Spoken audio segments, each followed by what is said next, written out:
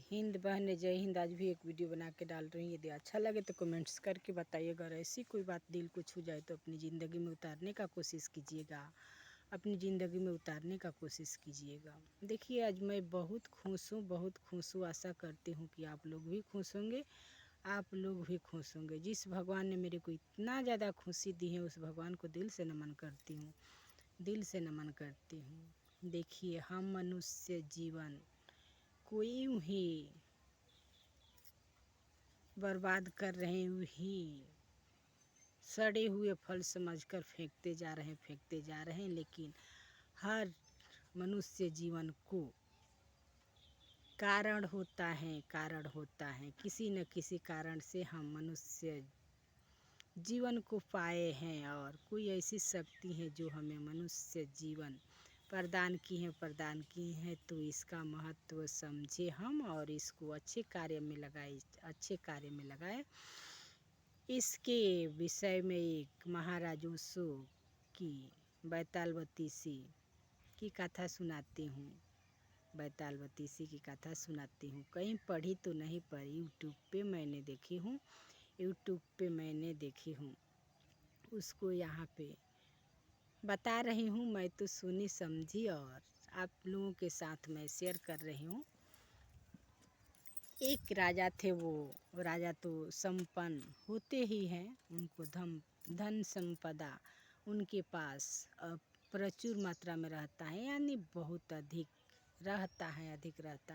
और राजा के पास समय भी बहुत कम रहता है, बहुत ज़्यादा वो व्यस्त ही रहते हैं। तो राजा का कार्य ही ऐसा है जो व्यस्तता प्रदान करती है, और व्यस्तता रहना उनका उचित भी है, क्योंकि सब किसी का देख रेख और उचित साधन भी प्रदान करना है। तो उनके पास बहुत सारे लोग आते थे और गिफ्ट दिया करते थे। उसमें एक फकीर थे, जो फकीर के पास था ही क्या, पर भौतिक दृष्टि से कुछ नहीं रहता है, लेकिन फकीर राजा से भी धनवान होता है, और उनके पास त्याग तो बहुत ज़्यादा रहता है। यदि सच्चा फकीर है तो फकीर ने भी एक जंगल से जंगली फल लाकर उस राजा को हर रोज़ दिया करता था। एक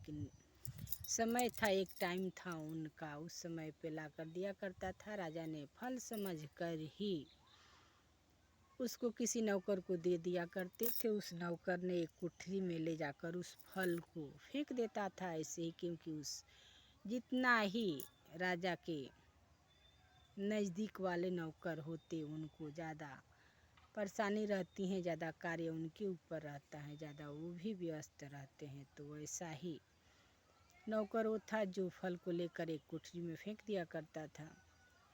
एक रोज़ की बात है कि राजा के पाला हुआ बंदर वहाँ पे पास में ही बैठा हुआ था। उस रोज़ उस फल को राजा ने बंदर के हाथों में दिए, वो फल हाथों में दे दिए। बंदर ने तो उस फल को खा गया, पर ही उसमें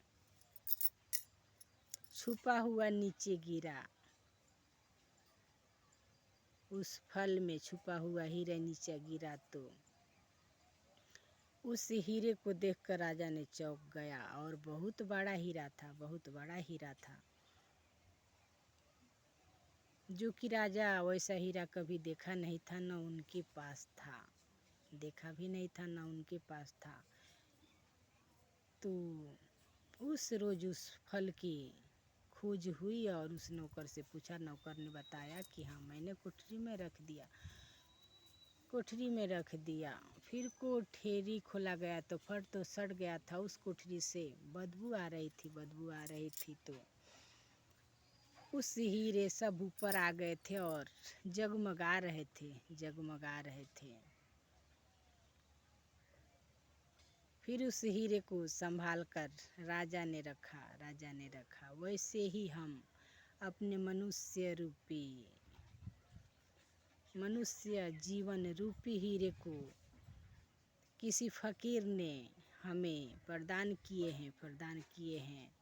पर हम नौकर को देते जाते हैं। नौकर को, नौकर माने क्या, हम अपना हवस मिटाना या अपना स्वार्थ पूरा करना, दिखावा करना, जितना गलत कार्य है वही तो नौकर हैं अपने मनुष्य रूपी जीवन को।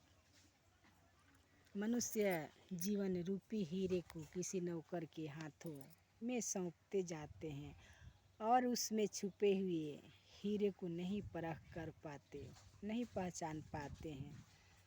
किसी रोज किसी बंदर के हाथ में जब दे देते हैं, हम किसी बंदर के हाथ में दे देते हैं तो सड़ा हुआ फल खा जाता है। जब उसमें का हीरा बाहर आता है तो हमें समझ में आता है, हमें समझ में आता है बंदर रूपी क्या, हम जिस किसी का गलत या सही कार्य करते जाते हैं, जब हमें धोखा मिलता है या छल कपट मिलता है, जब हमें उसी आदमी या मनुष्य से सताए जाते हैं तो हमें समझ में आती है इस मनुष्य जीवन रूपी हीरे की परख आती है।